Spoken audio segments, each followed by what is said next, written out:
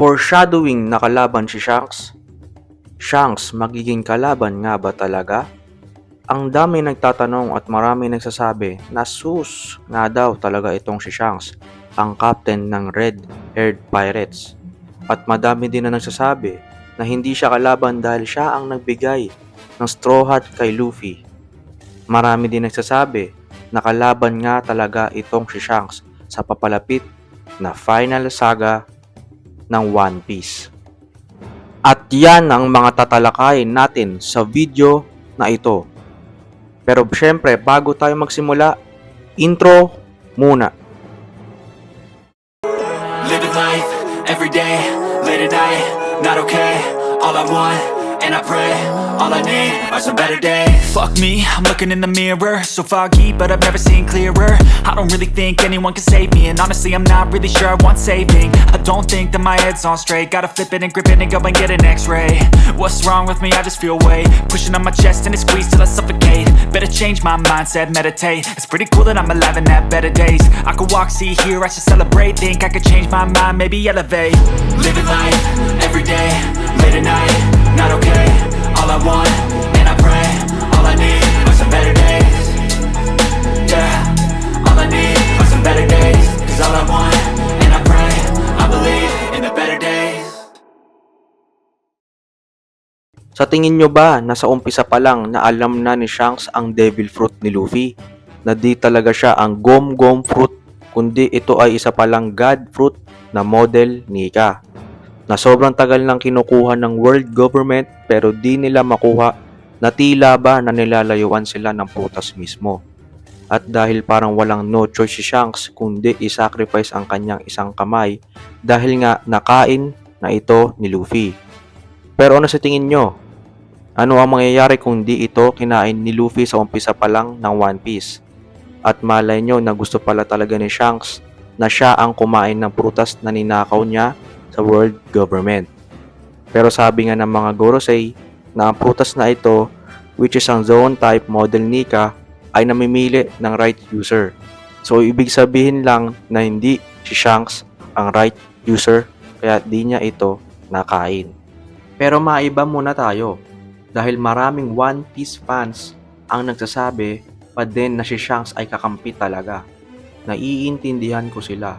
Pero ako, kung malalaman ko na sa mga susunod na episode na kalaban nga talaga si Shanks, hindi na ako magugulat. Sa bagong arc ng One Piece which is ang Egghead Island, di na malabo na magkaroon ng bagong opening ang One Piece.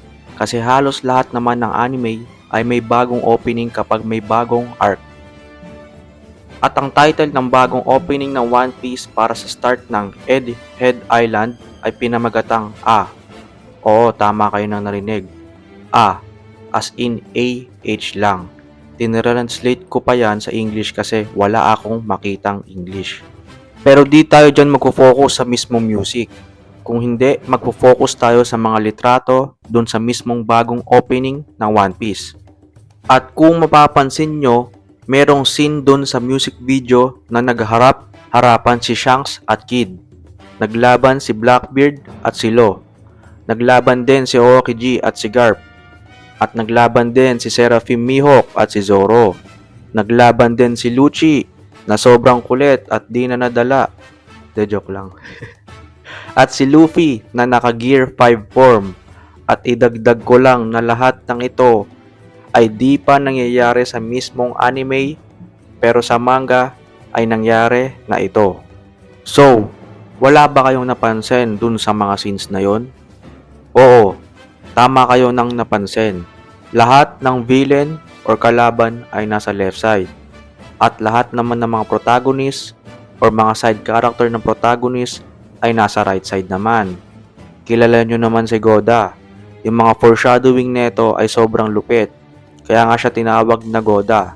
Dahil parang sa umpisa pa lang nang ginawa niya yung One Piece ay alam niya agad kung ano ang dulo at kung ano ang mangyayari.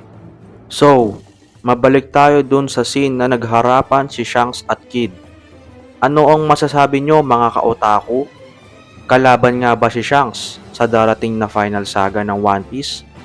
Or kakampi ba siya ni Luffy? Nagpapa-shoutout nga pala ang Villamante brothers na si Dominic at Benedict ng Bacoor, Cavite, Daniel Almaden ng Torre de Manila, Miko de la Cruz ng Pampanga, John Wilbur Garson ng Bacoor, Cavite. Shoutout sa inyo. Kada video meron tayong isa-shoutout, so comment down below lang kung gusto nyo ma-shoutout at kung saan lugar kayo. Kung nagustuhan nyo ang ganitong klaseng video, please like, comment, and subscribe sa amin channel. Malaking tulong yun sa amin para mas ganahan pa kami sa paghain sa inyo ng mga anime contents.